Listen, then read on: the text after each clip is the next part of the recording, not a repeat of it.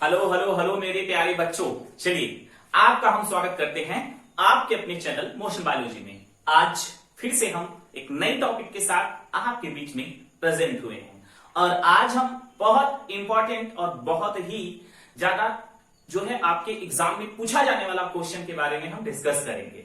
लेकिन इससे पहले हम बता दें कि पिछली क्लास में हम लोगों ने क्या पढ़ा था। पिछली क्लास में हमने एक बहुत इंपॉर्टेंट फिगर को डिस्कस किया था जो पिछले 3 वर्षों में लगातार पूछा जा रहा है यूपी बोर्ड में। तो बच्चों उस फिगर का आप लोगों ने प्रैक्टिस किया होगा ऐसा हम समझते हैं। अगर नहीं किया तो बिल्कुल जाकर उस फिगर का आप बहुत ज्यादा प्रैक्टिस करिए, नेमिंग की, उसके बनाने की, तो आपको सारी चीजें एक एक करके याद हो जाएंगी और आपके एग्जाम में अगर आ गया तो आप आसानी से 5 नंबर पा सकते हैं। ठीक है, तो हम अब आज की क्लास में एक एक पार्ट को पढ़ेंगे। जैसे में हमने पिछली क्लास में क्या देखा था।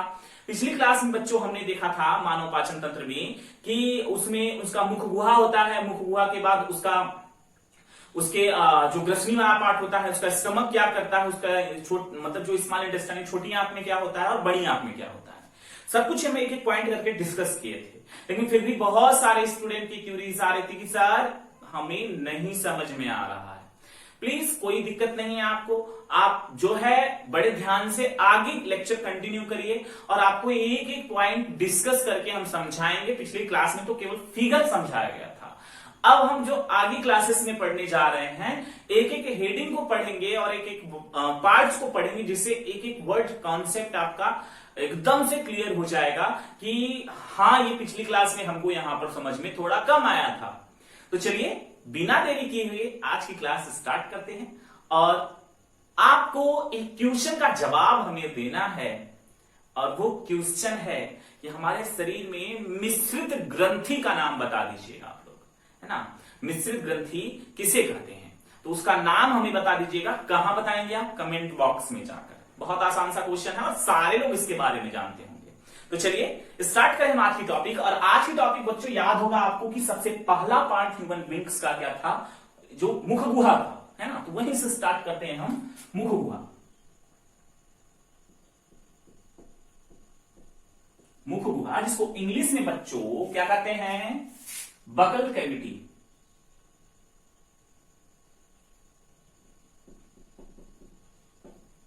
बकल कैविटी यानी कि मुख गुहा।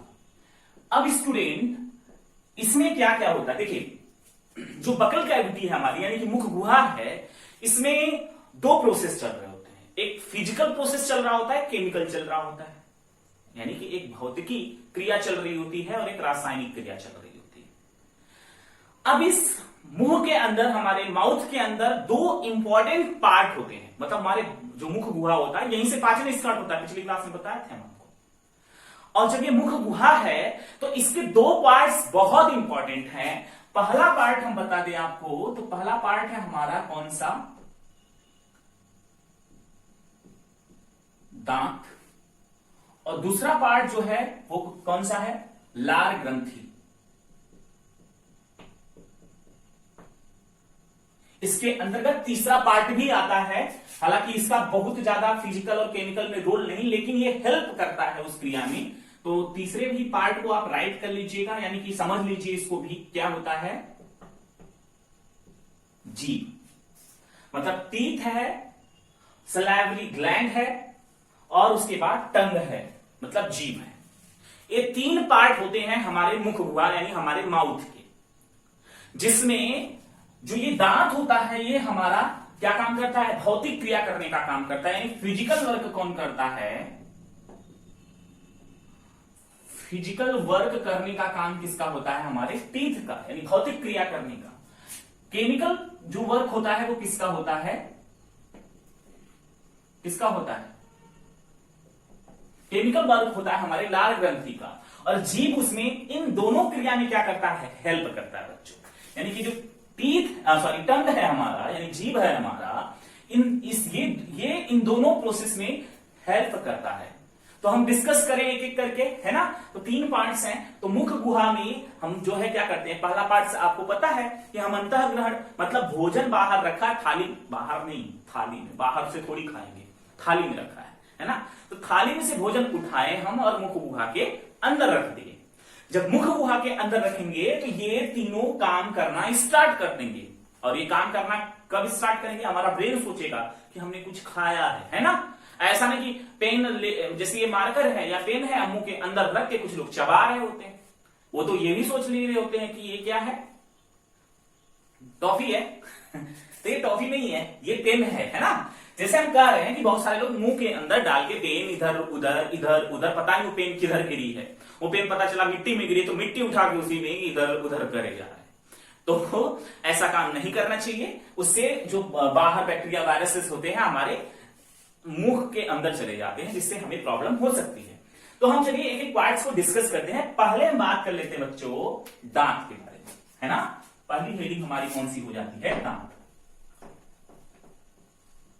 यानी यहां पर हम आप लिख सकते हैं मुख गुहा के मतलब मुख गुहा में हमारा भोजन पचना प्रारंभ हो जाता है। मुख गुहा के में मुख्यतः 3 मुख्य पार्ट्स होते हैं। कौन कौन से, हमारा दांत होता है, और उसके बाद क्या हो सकता है, लार ग्रंथि, और तीसरा कौन हो सकता है, तीसरा हो सकता है यहां पर जीभ। ठीक है, तो ये तीनों मिलकर हमारे भोजन को पचाने में मदद करना प्रारंभ कर देते हैं।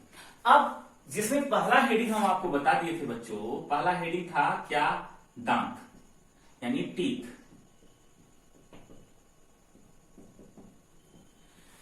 देखिए, जो मनुष्य होता है उसमें पूरे जीवन काल में 2 बार दांत आता है।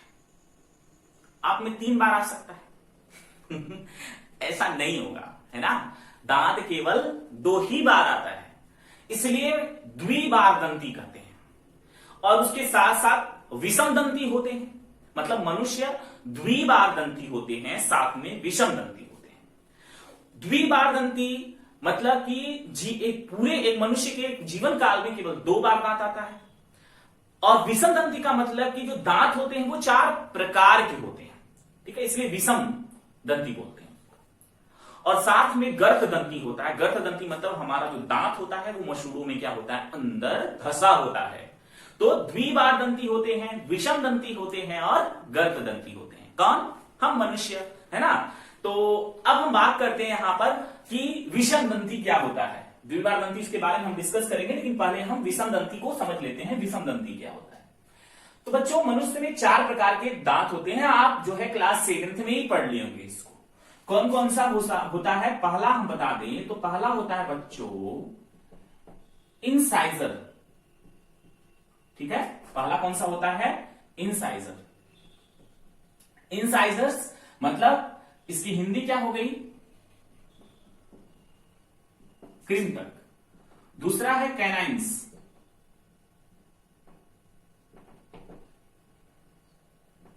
कैनाइन्स इसकी हिंदी हो गई क्या बच्चों, रदनक। और तीसरा है प्रीमोलर, इसकी हिंदी क्या हो गई बच्चों, अग्रचवर्णक।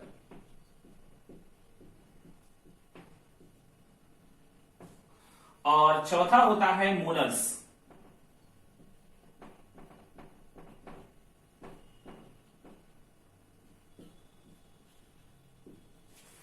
चवर्णक, ठीक है। यानी कि हम यहां पर कितने दांत होते हैं, कितने प्रकार के, 4 प्रकार के, है ना। इसलिए विषम दंती कहते हैं। कि द्विबार दंती का मतलब क्या होता है, इसको हम इरेज करते हैं बच्चों, है ना। अब बात हम करते हैं द्विबार दंती बच्चों। द्विबार दंती में जो मनुष्य में जो दांत होता है वो 2 बार आता है ना। मनुष्य में दांत जो होता है वो कितनी बार आता है, 2 बार आता है। तो आप यहां लिख सकते हैं मानव के जीवन काल में 2 बार दांत आता है। पहला बच्चों क्या है, पहला क्या है, प्राथमिक दांत, है ना। पहली हेडिंग हम क्या लिखेंगे, प्राथमिक दांत। प्राथमिक दांत या इसको हम दूध का दांत भी कहते हैं। ओए होए, मतलब आपको कुछ कुछ समझ में आने लगा है ना। दूध का दांत जिसको हम इंग्लिश में प्राइमरी टीथ और मिल्क टीथ कहते हैं। मतलब जब एक छोटा सा बच्चा जन्म लेता है तो जन्म लेने के बाद उसमें दांत निकलते हैं, क्योंकि वो पहली बार दांत निकलता है इसलिए उसका नाम पड़ता है प्राथमिक दांत। और बच्चा दूध ही पी रहा होता है तभी वो दांत आना प्रारंभ हो जाते हैं बच्चों, तो इसलिए उसको हम क्या बोलते हैं, दूध का दांत, है ना। तो आपको इतना पता चल गया कि प्राथमिक दांत और दूध का दांत क्यों कहते हैं। मतलब यहां लिख सकते हैं, जब एक छोटा सा बच्चा जन्म लेता है तो उसमें जब पहली बार दांत आता है तो उसको बोलते हैं हम प्राथमिक दांत। अब प्राथमिक दांत में हम इसका सूत्र पूछता है कई बार, तो सूत्र इसका लिख देते हैं। जैसे में हमने 4 प्रकार के दांत लिखे थे, कौन कौन से, इंसाइजर्स और कैनाइन्स और प्रीमोलर और मोलर, ठीक है। इंसाइजर्स, कैनाइन्स, प्रीमोलर और मोलर। अब इंसाइजर्स, इसकी संख्या कितनी होती है बच्चों प्राथमिक दांत में, तो 2 ऊपर होती है और 2 नीचे, लेकिन 2 नहीं है 4 होता है, बताएंगे कैसे अभी, पहले तो ये सूत्र लिख लीजिए, 2 ऊपर करना है 2 नीचे। कैनाइन्स में बच्चों आपको क्या करना है, कैनाइन्स में 1 और 1 करना है, ठीक है। और कैनाइन्स का मतलब जो नुकीला वाला दांत होता है, जो किनारे पर जो जिसको चिड़ने फाड़ने का काम करता है, ये काटने का काम करता है, ये चिड़ने फाड़ने का काम करता है। मतलब इंसाइजर काटने के, जैसे हम भोजन रोटी उठाएं, रोटी कट करते हैं सामने से, तो इंसाइडर सामने होता है इंसाइडर। कैनाइन साइड साइड में आप देखेंगे एक इधर 2 नुकीले नुकीले दांत होते हैं, 2 नीचे भी होते हैं ऐसे नुकीले, तो 4 हो गए संख्या में, बताएंगे कैसे अभी। तो ये जो कैनाइन्स होते हैं चिड़ने फाड़ने का काम करते हैं। जैसे गन्ना है, गन्ने को हम क्या करते हैं, इधर पकड़ते हैं और खींचते हैं जोर से, और उसके बाद कोई भी भोजन जो हम खा रहे होते हैं, जैसे मीट मछली जो लोग खा रहे होते हैं, वो भी क्या करते हैं, पकड़ के खींचने का काम करते हैं। और सर जी ऐसा नाम मत लीजिए, नहीं तो मुंह में पानी आ रहा है, मेरे भी आ रहा है। चलो आगे देखते हैं। अब आगे देखिए यहाँ पर प्रीमोलर्स। बच्चों प्रीमोलर्स जो होता है प्राथमिक यानी दूध के दांत में नहीं आया होता है ना, ये दूध के दांत में नहीं आता है। और मोलर्स जो होता है बच्चों, इसकी संख्या होती है 2/2, है ना, 2/2। तो अब मोलर्स मतलब जो पीछे पीसने का काम करता है, प्री मोलर्स कुतरने का काम करता है, भोजन को छोटे छोटे टुकड़ों में बांटने का काम करता है। तो दांत जो है एक भौतिक क्रिया कर रहा है, इसमें केमिकल का कोई लोचा नहीं है यहाँ पर। यानी दांत जो होता है, जैसे हम भोजन खाएं, भोजन खाने के बाद जो भोजन होता है हमारा, उसको छोटे छोटे टुकड़ों में काट काट के अलग कर देता है, ठीक है। तो एक भौतिक क्रिया कर रहा है बच्चों। अब हम इसको जोड़ लेते हैं, पहले जोड़ लेते हैं तो 2 1 3, ऊपर वाला जोड़िए 2 1 3 2 5, यानी यहां पर हम लिख देते हैं 5। नीचे का भी जोड़ेंगे तो आप आएगा 5। अब 5 और 5 का गुणा करना पड़ेगा आपको 2 से, तो कितना आंसर आएगा, 5 गुना 10, और 5 गुना 10 बराबर कितने दांत हो गए, 20 दांत हो गए। मैथमेटिक्स मत लगाइएगा इधर, नहीं तो गलत हो जाएगा। आप कहेंगे सर जी इधर 5 से 5 काट दीजिए और बचा 2 ये दांत आता है बचपन में, नहीं ना। तो कितने दांत हो गए हमारे, 20 दांत हो गया। मैथ मत लगाइएगा, जोड़ लीजिए थोड़ा बहुत, लेकिन मैथ तो बिल्कुल मत लगाइएगा आप लोग। 2 1 3 और 2 5, 5 ऊपर और 5 नीचे, और इसका गुना करना है आपको किसमें, 2 से, और जिसमें कितना आ जाएगा बच्चों, 20 दांत। मतलब प्राथमिक दांत में, जो प्राथमिक दांत या दूध का दांत होता है, वो कितनी संख्या में आता है बच्चों में, कितनी आता है, 20 की संख्या में आता है। यानी कि 20 दांत हमारे प्राथमिक दांत के अंतर्गत आते हैं। इतना समझ में आ गया। अब आप कहेंगे सर जी ये कैसे हो गया 20, तो हम बता देते हैं। यहां फोकस करिए आप, एक छोटा सा फिगर ड्रॉ कर लेते हैं। इस फिगर के अंतर्गत आपको हम बता देते हैं। जैसे ये हमारा ऊपर का जबड़ा हो गया है, नीचे का जबड़ा हो गया है ना। अब हमने यहां पर कहा कि 2 दांत इंसाइजर मतलब सामने जो दांत हैं, हमने 2 यहां पर लगा दिया। कैनाइन से एक नुकीला यहां पर लगा दिया, 3 हो गया। प्रीमोलर्स एक भी नहीं है, तो मोलर्स की संख्या यहां पर कितनी थी, जो प्रीमोलर है ये नहीं आया, ये खाली है। और मोलर्स की संख्या कितनी है यहाँ पर, 2 है, ठीक है बच्चों। और ऊपर मतलब 2, देखिए 2 और एक कैनाइन से एक 3 और ये 2 5 दांत हमने बना दिया। 5 दांत नीचे भी है तो हम नीचे भी बना देते हैं, 1 2। उसके बाद बच्चों एक नुकीला दांत कैनाइन से, उसके बाद प्रीमोलर्स कुछ नहीं है, और मोलर्स की संख्या कितनी है यहाँ पर, मोलर्स की संख्या है यहाँ पर 2। तो 5 ऊपर 5 नीचे हो गया। लेकिन ये बताइए कि आधा दांता होता है का अर्धदाता होता है, नहीं ना, दोनों साइड दांत आता है ना हमारे, इधर भी आता है इधर भी आता है। तो बच्चों ये तो आधे जबड़े का हुआ है, आधे जबड़े का हुआ है, ऊपर और नीचे आधे जबड़े का हुआ, आधा जबड़ा तो बाकी है ना, आधा जबड़ा बाकी है। तो यहां पर फोकस करिए, आप ध्यान से देखिए कि ये दो दांत यहां इधर भी है तो दो दांत इधर भी है ना, उसके बाद एक कैनाइंस इधर भी हो जाएगा। इसलिए हम गुणा 2 किए हैं बच्चों। गुणा 2 का मतलब समझिए कि हमारा जो 5 दांत है, इधर भी 5 है तो इधर भी 5 है, तो ऊपर 10 हो गया, 10 नीचे हो गया, है ना, इस प्रकार से 20 हो जाता है। और उसके बाद हमारा ये मोलर्स है, अरे इधर आएगा तो इधर तो आएगा ना, ऐसा नहीं कि आधा दांत आया आधा ऐसे खाली है, आधा फोड़े पड़े हैं, ऐसा तो होता नहीं है, होता तो दोनों साइड आता है। तो फिर यहां पर चेक कर लेते हैं हम, ये 2 हो गया हमारा इंसाइजर, एक नुकीला चिड़ने फाड़ने वाला कैनाइंस, और 2 हो गया हमारा मोलर। अब काउंट कर लीजिए बच्चों, 1 2 3 4 5 6 7 8, ये 9 और 10, 10 नीचे है तो 10 ऊपर है, तो कुल मिला के कितना हो गया, 20 दांत आ गए। तो 20 दांत आते हैं, ये क्लियर हो गया है ना। अब आगे बढ़ते हैं बच्चों, आगे बढ़ते हैं, मतलब कि हम द्वितीयक दांत पढ़ने जा रहे हैं। यानी द्वितीयक दांत जो होता है उसको हम सेकेंडरी टीथ के नाम से जानते हैं, या परमानेंट टीथ यानी अस्थायी दांत करते हैं, यानी हम इसको इरेज कर ले तब, है ना। चलिए, समझ में आया कि नहीं आया, ये हमको बता दीजिएगा। अगर आपको समझ में आ गया तो अच्छी बात है, नहीं आया तो फिर भी अच्छी बात है, अच्छी बात नहीं है, फिर से देख लीजिएगा वीडियो को अगर नहीं आया तो। द्वितीयक दांत,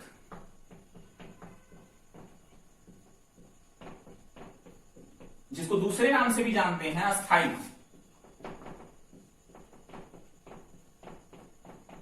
इसको इंग्लिश में कहते हैं बच्चों सेकेंडरी टीथ, और अस्थायी की इंग्लिश होती है परमानेंट, ठीक है, परमानेंट टीथ। तो द्वितीयक दांत जो होता है कि जब प्राइमरी दांत, मतलब जो प्राथमिक दांत था, जब ये टूट जाता है तब द्वितीयक आता है।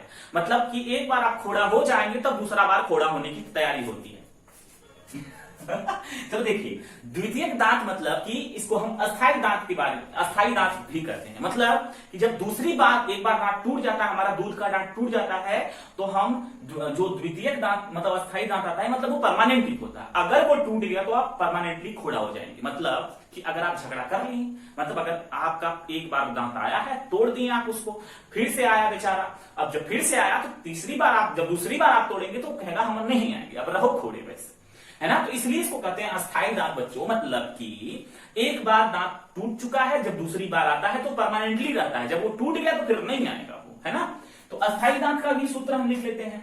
तो बच्चों यहां पर देखिए, पहले हमने क्या लिखा था, इंसाइजर्स का आई लिया था हमने, उसके बाद कैनाइंस, फिर उसके बाद कैनाइंस के बाद फिर से क्या होता है प्रीमोलर्स, और प्रीमोलर्स के बाद क्या था मोलर्स, जिसको हम क्या, कृंतक, रदनक, अग्रचवर्णक और चवर्णक। अब बच्चों इंसाइजर्स की संख्या हमने वहां पर कितने लिखी थी, हाँ तो उतनी ही होगी, 2 ऊपर और 2 नीचे। कैनाइंस वहां पर कितना था, उतना ही होगा यहाँ पर, 1 और 1। और प्रीमोलर्स वहां 0 0 था बच्चों, तो अब यहां पर 0 0 नहीं होगा, अब यहां पर ये हो जाएगा 2 और 2।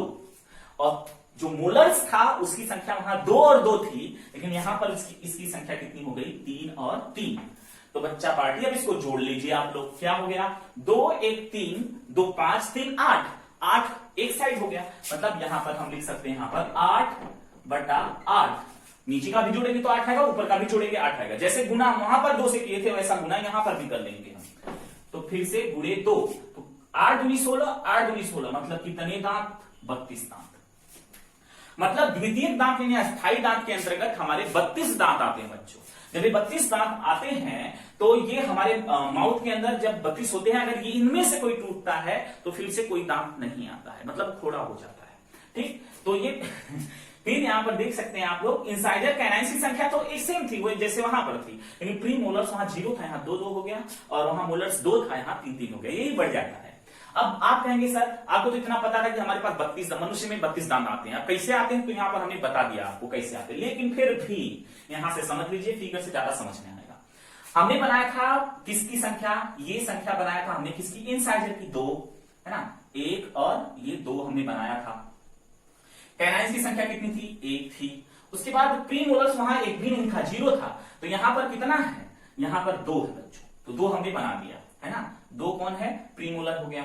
और वहां मोलर कितना था, 2 ही था, लेकिन यहां पर कितना है, 3 है, तो हमने 3 बना दिया। अब बच्चों इसको काउंट करोगे तो 2 3 4 5 6 7 8 दांत हो गए हमारे। एक साइड हमारे कितने दांत हो गए बच्चों? 8 अगर एक साइड हो गए तो 8 इधर भी हो जाएंगे, 8 इधर भी हो जाएंगे, तो नीचे 16 हो गए, तो नीचे जितना होंगे उतना ऊपर भी होंगे, है ना। तो यहां पर भी सेम वही करना है आपको, है ना।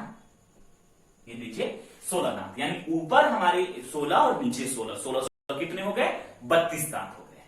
तो आज आपका सारा कॉन्सेप्ट बच्चों क्लियर हो गया दांत के बारे में, कि दांत किस प्रकार से हमारे मुख के अंदर होता है और किस प्रकार से आता है। चलिए आगे बढ़ते हैं बच्चों। अब अगली हम हेडिंग की तरफ, यानी जो रासायनिक क्रिया होती है लार ग्रंथियों के बारे में। लार ग्रंथि के बारे में हम पिछली क्लास में थोड़ा बहुत जरूर बताए थे आपको। अगर याद होगा तो अच्छी बात है, नहीं याद है तो जरूर जाकर वीडियो देखिए, है ना। चलिए अब हम बात कर रहे हैं किसके बारे में? लार ग्रंथि के बारे में। लार ग्रंथि इंग्लिश है इसकी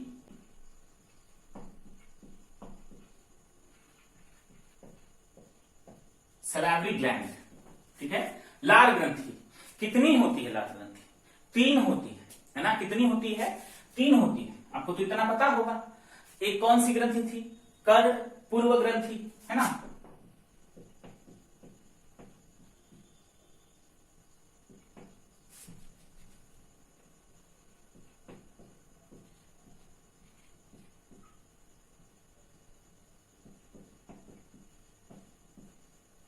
दूसरी कौन सी थी?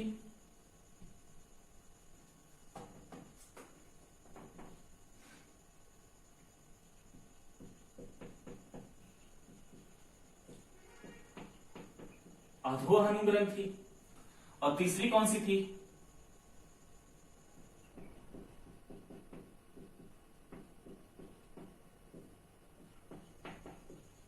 अधोजीवा।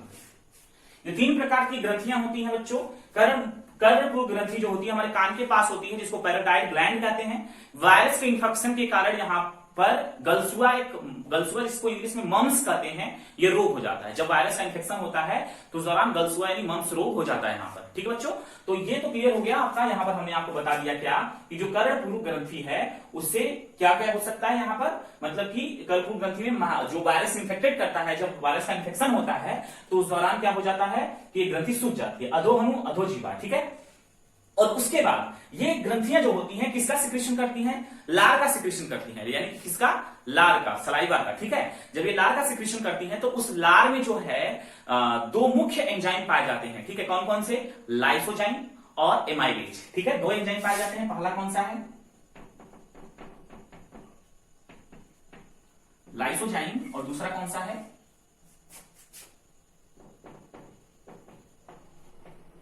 एमाइलेज। जो लाइसोजाइम होता है बच्चों, ये लाइसोजाइम बैक्टीरिया को मारने का काम करता है। बैक्टीरिया और छोटे जो जीव होते हैं, माइक्रो ऑर्गेनिज्म होते हैं, जैसे भोजन के साथ कोई माइक्रो ऑर्गेनिज्म हमारे स्टमक में चला गया तो उसको मारने का काम कौन करता है? लाइसोजाइम करता है। और एमाइलेज का काम कौन करता है? एमाइलेज का काम है स्टार्च को पचाना, यानी जो हमारा मंड होता है उसको डाइजेस्ट करता है। तो इसलिए कहते हैं बच्चों कि हमारे मुख गुहा में भोजन का जो पाचन होता है वो प्रारंभ हो जाता है। तो किस एंजाइम के द्वारा प्रारंभ होता है बच्चों? तो एमाइलेज के द्वारा। उसके साथ साथ बाइकार्बोनेट पाया जाता है इसमें, ठीक है। बाइकार्बोनेट यानी HCO3 पाया जाता है, और कुछ और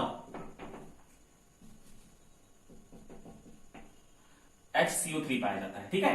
तो ये पाए जाते हैं, तो ये बाइकार्बोनेट होते हैं, ठीक। तो उस लाइसोजाइम, एमाइलेज और बाइकार्बोनेट और कुछ और जैसे सोडियम, ठीक है, ये पोटेशियम, ये सभी पाया जाता है। तो मुख्यतः आपको ये लाइसोजाइम और एमाइलेज याद रखना है। क्या? लाइसोजाइम और एमाइलेज, बाकी ये सब आपको आगे की क्लास में मिलेंगे। बट यहां पर लाइसोजाइम और एमाइलेज का बहुत इंपॉर्टेंट रोल है। लाइसोजाइम जो होता है वो सूक्ष्म जीवों को मारने का काम करता है, और एमाइलेज जो होता है हमारे मंड को पचाने का काम करता है। तो रासायनिक क्रिया जो होती है बच्चों वो लार ग्रंथि से निकलने वाली लार से होती है। इसमें 90% से अधिक जो होता है पानी होता है, यानी हमारा वाटर होता है। और ये भोजन को जो क्या करता है, इस भोजन के साथ मिलकर उसको पचाना स्टार्ट करता है। साथ में भोजन को जो है फिसलने योग्य बनाता है। कौन? लार, ठीक है, जिससे हमारा भोजन आसानी से निगला जा सके, ठीक है। लार के ये काम हो गए। अब बच्चों आगे हम पढ़ने जा रहे हैं कौन सा हेडिंग है? जीभ, है ना। इसको तो हम पढ़ गए। अधोहनु अधोजीवा जो होती है एक हमारे जीभ के अंदर, जीभ के नीचे, और एक जो है जबड़े के पास होती है, ठीक है। तो इस प्रकार से 3 हमारे पास क्या पाई जाती है? 3 जो है ग्रंथियां होती हैं, लाल ग्रंथियां होती हैं। अगली हेडिंग हमारी कौन सी है? जीभ। ठीक है, इसकी इंग्लिश क्या है बच्चों? टंग। टंग, जीभ। जीभ के बारे में पढ़ेंगे, लेकिन उससे पहले हम बता देते हैं जीभ का एक स्ट्रक्चर ड्रॉ कर लेते हैं हम। जीभ में बहुत सारे छोटे छोटे इसे पैपली पाई जाती है, जिसको फंजी फॉर्म, फ्री फॉर्म कहते हैं। बस आपको इतना जीभ का बस टेस्ट बर्ड के बारे में हम क्लियर कर दें तो बहुत छोटे छोटे आपको पता होगा। अपनी जीभ को कभी आप मिरर में देखिए, आपको पता चल जाएगा। बहुत छोटे छोटे पोर जैसी संरचना वहां पर देखने को मिलेगी। तो यहां पर जीभ यानी टंग के बारे में बात कर रहे हैं। तो जो जीभ होता है हमारा, वो कौन कौन से टेस्ट को करता है, ठीक है, मतलब कहां से कौन सा टेस्ट होता है, तो इसके बारे में यहां पर डिस्कस करेंगे। लेकिन उससे पहले हम आपको बताते हैं जीभ हेल्प करता है दोनों क्रिया में, भौतिक में और रासायनिक में। अर्थात जब हम अपने भोजन को मुख के अंदर रखते हैं बच्चों, तो उस दौरान जीभ क्या करता है? भोजन को इधर उधर करके दांत के पास ले जाता है, कि आप काटिए, आप इसको पीसिए, तो दांत मतलब उसमें दांत की हेल्प कर रहा है। जीभ का एक मुख्य काम भी होता है, हमें बोलने में मदद करता है, हमारे वर्डों को क्लियर करने का काम करता है। और जीभ जो होता है तीसरा काम भी करता है, मतलब जो सलाइवा सिक्रीट हो रही है उसको भोजन में मिलाने का काम करता है। तो जीभ का बहुत सारा रोल है, ठीक है। अब बात करते हैं यहां पर जीभ में मतलब हम कौन से जगह पर कौन सा टेस्ट ले सकते हैं। तो बच्चों यहां से जो टेस्ट लेते हैं ये टेस्ट होता है स्वीट का, ठीक है, यानी मीठे का। उसके बाद यहां पर जो टेस्ट होता है वो कौन सा, किसका होता है? साल्टी का। यहां पर साल्टी लिख लीजिए आप, यानी नमकीन का, ठीक है। यहां से हम बाहर लिख देते हैं, आप लिख लीजिएगा वहां पर नमकीन का, यहां पर भी नमकीन हो जाएगा, ठीक। और उसके बाद यहां पर जो टेस्ट होता है ये कौन सा होता है? खट्टे का, है ना, खट्टे का।